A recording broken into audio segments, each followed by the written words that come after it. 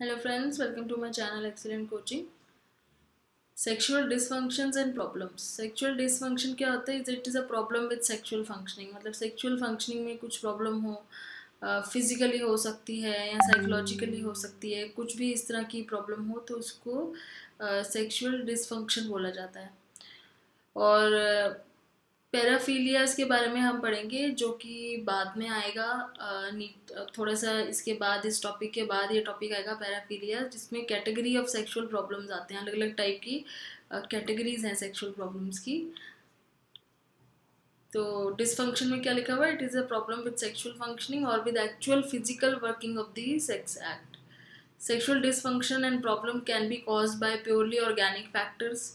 Organic factors जैसे कि कोई इलनेस है, कोई बीमारी है, या फिर कोई ड्रग का साइड इफ़ेक्ट है जिसकी वजह से सेक्सुअल डिसफंक्शन हो रहा है। सोशियो कल्चरल फैक्टर्स हो सकते हैं, जैसे negative attitude toward sexual behaviour.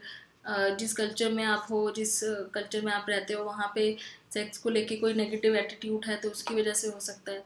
Psychological factors हो सकते हैं, जैसे कोई पर्सनालिटी प्रॉब्लम है या कोई ट्रॉमा है, और या फिर रिलेशनशिप में प्रॉब्लम है, तो ये सारे फैक्टर्स हैं। ऑर्गेनिक फैक्टर्स में क्या क्या आते हैं? Physical problem such as illness हो गया, साइड इफेक्ट फ्रॉम ड्रग्स या मेडिकेशन हो गया, सर्जरी का कोई इफेक्ट है, या फिजिकल डिसेबिलिटी है। जैसे कुछ इलीगल ड्रग्स यूज़ कर रहे हैं, अगर कोकेन, अल्कोहल, निकोटीन, तो इन सब की वजह से हो सकता है। तो ये ऑर्गेनिक फैक्टर्स में ये सारी चीज़ें आती हैं। फिर आता है socio cultural influence on sexual attitudes.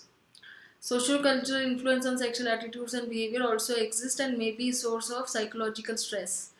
तो सोशो कल्चरल इन्फ्लुएंस क्या हो सकते हैं? जैसे कि suppose in United States and some other western culture, people may have experience instruction from their parents that actually influence them to form negative attitude toward sexual activities. तो कभी घर में हो सकता है कि पेरेंट्स की तरफ से बच्चे को ये चीज़ सिखाई जा रही हो डायरेक्टली इनडायरेक्टली कि जो सेक्सुअल एक्टिविटीज़ हैं वो अच्छी बात नहीं होती हैं, आपको उन सब चीज़ों में नहीं इन्वॉल्व होना चाहिए। तो उससे क्या है, बच्चे का नेगेटिव एटीट्यूड बनता जाता है। तो वो नेगेटिव एटीट्यूड की वजह से, जैसे रिलीजियस है, कहीं पे बहुत ज़्यादा रिलीजियस है पेरेंट्स, तो उस और वो बच्चा भी धीरे धीरे रिलीजियस होता जा रहा है, तो उस रिलीजन में या उस रिलीजियसली वो समझाया जा रहा है उसको कि ये जो सेक्सुअल एक्टिविटीज़ होती हैं या सेक्स में इंटरेस्ट लेना भी बहुत गलत होता है। तो इस तरीके से एक स्टडी करी गई थी जहाँ पे कुछ मैरिड लोग थे जो जूइश थे, प्रोटेस्टेंट थे, कैथोलिक थे, उनका इंटरव्यू लिया गया था। तो ये पता चला था कि वो है मैरिड हैं, लेकिन जब भी वो सेक्सुअल एक्टिविटी में इन्वॉल्व होते हैं कपल्स, तो बाद में उनको बहुत गिल्ट फील होता है, बहुत शेम फील होता है, क्योंकि उनके रिलीजन में, रिलीजियसली उनके माइंड में ये बात डाली जाती है कि सेक्सुअल एक्टिविटीज़ में इंटरेस्ट लेना बहुत गलत बात है। और यहाँ पे इन्होंने इंडिया का भी एग्जाम्पल दिया है कि इंडिया में भी क्या है कि जैसे वुमेन का कभी कभी बहुत एंटायरली डिफरेंट एटीट्यूड हो सकता है सेक्स की तरफ, क्योंकि यहाँ पे ज़्यादातर फीमेल्स को एक तरीके से तभी एक स्टेटस दिया जाता है जब वो एक्चुअली में रिप्रोड्यूस कर सके। तो ये कहते हैं कि अलग अलग कल्चर का बहुत इफेक्ट पड़ता है कि किस तरीके से उस कल्चर में सेक्सुअल एक्टिविटीज़ को देखा जाता है और बच्चों को सिखाया जाता है कि उसकी तरफ उनका एटीट्यूड पॉजिटिव रहे या नेगेटिव रहे, या वो उसको अवॉइड करें। तो वो साइकोलॉजिकल स्ट्रेसेस भी होते हैं कुछ, जैसे कि सेल्फ एस्टीम बहुत लो है, एंग्जाइटी है बहुत, और डिप्रेशन है, सेल्फ कॉन्शियसनेस है अपनी बॉडी को लेके, बॉडी इमेज को लेके।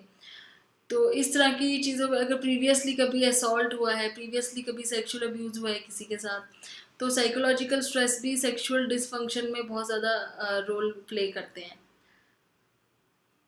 और प्लस ये भी होता है कि आपका रिलेशनशिप आपके पार्टनर के साथ कितना अच्छा है। तो रिलेशनशिप अगर ठीक नहीं है तो उसमें भी सेक्सुअल डिसफंक्शंस की प्रॉब्लम्स नज़र आती हैं। ऑर्गेनिक और स्ट्रेस इंड्यूस डिसफंक्शंस में क्या होता है कि फिजिकल डिसऑर्डर्स हो सकते हैं, जैसे कोई नर्व डैमेज हो गई, या फिर बहुत ज़्यादा टेंशन है किसी चीज़ की, और स्ट्रेस है बहुत ज़्यादा, जिसकी वजह से सेक्सुअल एक्टिविटी में वो नहीं हो पा रहे हैं, इन्वॉल्व नहीं हो पा रहे हैं, तो वो लॉस ऑफ इंटरेस्ट है उस चीज़ में। Nationwide survey has found that 43% of women and 31% of men report having some sort of sexual dysfunction. तो ये जब सर्वे हुआ था 99 में, तब ये कह रहे थे कि नेशन वाइड किया था, तो वहाँ पे 43% of women and 31% of man ने कहा था कि वो अभी एक टाइप के सेक्सुअल डिसफंक्शन को फेस कर रहे हैं। In the stress field world many people live in today's interest to find such a high degree. मतलब ये कह रहे हैं कि मेनली क्या है कि स्ट्रेस बहुत ज़्यादा है आजकल के टाइम पे, और वो स्ट्रेस की वजह से इस तरह की प्रॉब्लम बहुत कॉमन हो गई हैं। इनफैक्ट द फिगर्स में एक्चुअली भी higher than those reported in the survey. तो सर्वे में जितना पता चला है एक्चुअली में उससे कहीं ज़्यादा होता होगा। तो ये सेक्सुअल डिसफंक्शन के बारे में बात करी थी। इसमें क्या ट्रीटमेंट क्या है? ट्रीटमेंट कैन इंक्लूड मेडिकेशन हो सकती है, साइकोथेरेपी हो सकती है, हार्मोन थेरेपी हो सकती है अगर हार्मोन इम्बैलेंस की वजह से है तो, स्ट्रेस रिडक्शन की थेरेपी हो सकती है, बिहेवियरल ट्रेनिंग हो सकती है। तो अब हम पैराफिलियाज की बात करते हैं, जो ऊपर मैंने बोला था कि नीचे टॉपिक पढ़ेंगे हम paraphilias. The other major category of sexual problems is behavioural rather than organic. तो कुछ ऐसे डिसफंक्शंस हैं जो बिहेवियरल हैं, जिनको एटिपिकल सेक्सुअल बिहेवियर भी बोल सकते हैं। तो उसके अंदर कुछ कैटेगरीज आती है, जैसे यहाँ नीचे टेबल में दी हुई है। सेक्सुअल डिजायर डिसऑर्डर्स, जिसमें हाइपो एक्टिव सेक्सुअल डिजायर होता है, मतलब लो डिजायर फॉर सेक्सुअल एक्टिविटी होता है, तो जनरली अवॉइड करते हैं सेक्सुअल एक्टिविटीज़ को। सेक्सुअल अराउजल डिसऑर्डर है कि फीमेल का सेक्सुअल अराउजल डिसऑर्डर से डिज़ायर होता है सेक्सुअल एक्टिविटी का, लेकिन फिजिकली कंफर्टेबल नहीं लगता है, लैक ऑफ प्लेजर होता है। फिर ऑर्गेजमिक डिसऑर्डर्स है। Male orgasmic disorder, male can not achieve orgasm. तो कई बार मेल में प्रॉब्लम आती है ऑर्गेजम अचीव करने में, या फीमेल में प्रॉब्लम आती है। फिर आता है सेक्सुअल पेन डिसऑर्डर, जहाँ पे हो सकता है कि सेक्सुअल एक्टिविटी के टाइम पे पेन फील हो बहुत ज़्यादा। तो ये सारे पैराफीलियाज में आते हैं। फिर नेक्स्ट है सेक्सुअली ट्रांसमिटेड इन्फेक्शंस। तो ये तो एक बहुत ही इंपॉर्टेंट टॉपिक है, क्योंकि एडोलेसेंट एज में सबसे ज़्यादा खतरा रहता है सेक्सुअली ट्रांसमिटेड इन्फेक्शंस का, जब नॉलेज नहीं होती है एडोलेसेंट्स को। तो अनप्रोटेक्टेड सेक्सुअल एक्टिविटी में अगर आप इन्वॉल्व हो रहे हो तो उस टाइम एक इन्फेक्शन स्प्रेड होने के बहुत चांसेस रहते हैं। STI affect sex organs themselves whereas other have broad, मतलब सेक्स ऑर्गन्स इफेक्ट कर सकते हैं, और भी ज़्यादा ब्रॉड लाइफ थ्रेटनिंग इफेक्ट्स भी हो सकते हैं इसमें। Infections are quite treatable but those caused by virus are more difficult to treat. तो कहते हैं कुछ इन्फेक्शंस तो ट्रीट हो जाते हैं, लेकिन अगर वायरस की वजह से हुआ है तो वो बहुत मुश्किल हो जाता है ट्रीट करना। Even curable bacterial infection can cause serious problems. So यहाँ पे कुछ उनकी बात करेंगे नीचे कौन कौन सी हैं, जैसे यहाँ इन्होंने लिस्ट में दिए भी हुए हैं, कुछ STIs दिए हुए हैं, उनके कॉजेज दिए हुए हैं, उनके सिम्टम्स दिए हुए हैं।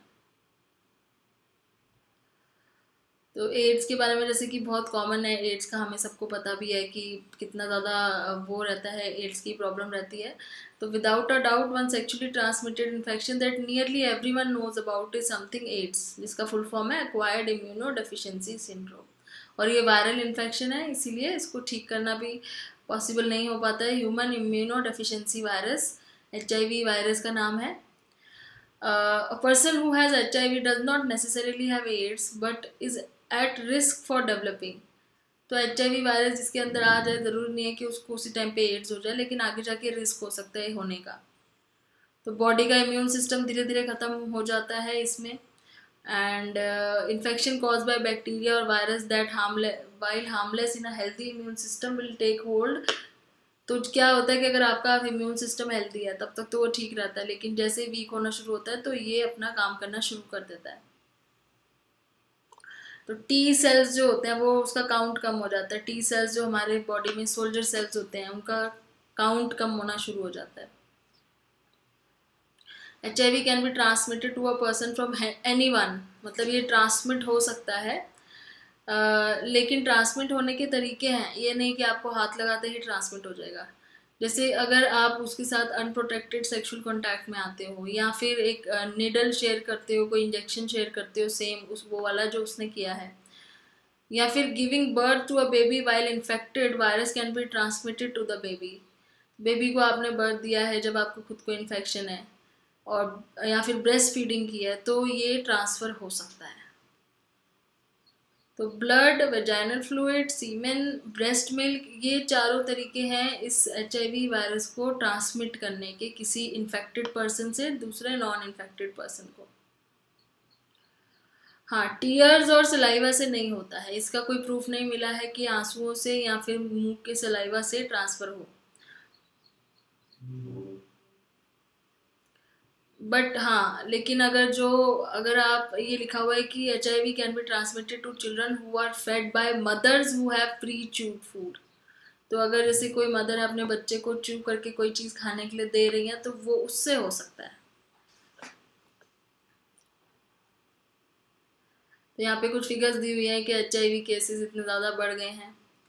AIDS is also taking devastating most heavily hit areas in the world right now. Africa सबसे ज़्यादा कह रहे हैं अभी तक का, अफ्रीका में सबसे ज़्यादा है ये एड्स की प्रॉब्लम मिली है। तो ये इसमें मेनली इन्होंने ये डिस्कस किया है। फिर ये आपकी समरी है जिसमें सेक्सुअल डिसफंक्शन एंड प्रॉब्लम के बारे में बात की है, जो हमने ऊपर देखी थी कुछ, जिसमें फिजिकल प्रॉब्लम्स हो सकती हैं। पैराफीलियाज में हमने अलग अलग टाइप की कैटेगरीज देखी थी। सेक्सुअली ट्रांसमिटेड इन्फेक्शन में हमने एड्स के बारे में पढ़ा है। इसमें ये सेक्स ऑर्गन्स को इफ़ेक्ट करते हैं और उसके बाद और भी चीज़ें इफ़ेक्ट हो सकती हैं बॉडी की। कुछ ट्रीटेबल होते हैं और वायरसेस वाले ट्रीट करना मुश्किल होते हैं, जिसमें एड के बारे में हमने सबसे ज़्यादा पढ़ा था। तो अब इससे रिलेटेड एक छोटा सा क्विज कर लेते हैं वीडियो एंड करने से पहले। पहला क्वेश्चन है, which of the following is not a sexual dysfunction stemming from an organic physical disorder. तो ऑर्गेनिकली कौन सा नहीं होता है, ऑर्गेनिक सोर्सेज से कौन सा नहीं होता है। तो सेक्सुअल डिजायर डिसऑर्डर हो गया, male erectile frotteurism and sexual aversion, तो इसमें आंसर आएगा बी। फिर आता है, in dash the person may have desire for sexual activity but not be able to physically participate. तो किस वाले में, कौन से वाले प्रॉब्लम में ये हो सकता है कि डिजायर हो सेक्सुअल एक्टिविटी का लेकिन वो पार्टिसिपेट ना कर पाए उसमें। तो ये है सेक्सुअल अराउजल डिसऑर्डर। थर्ड वाला है, if left untreated dash can cause pelvic inflammatory disorder in women. तो एक ऐसा इसमें कह रहे हैं इलनेस है, अगर उसको ट्रीट ना करो तो वो पेल्विक इन्फ्लेमेटरी डिसऑर्डर हो सकता है। तो उसमें आएगा क्लेमीडिया। और उसके बाद है, there is no scientific documentary proof of HIV being pass to another through. तो किससे हमने देखा कि नहीं पास हो पाता है HIV, टीयर्स और सलाइवा से। तो यहाँ पे इसको एंड करते हैं, नेक्स्ट वीडियो में आगे चलेंगे। Thanks for watching.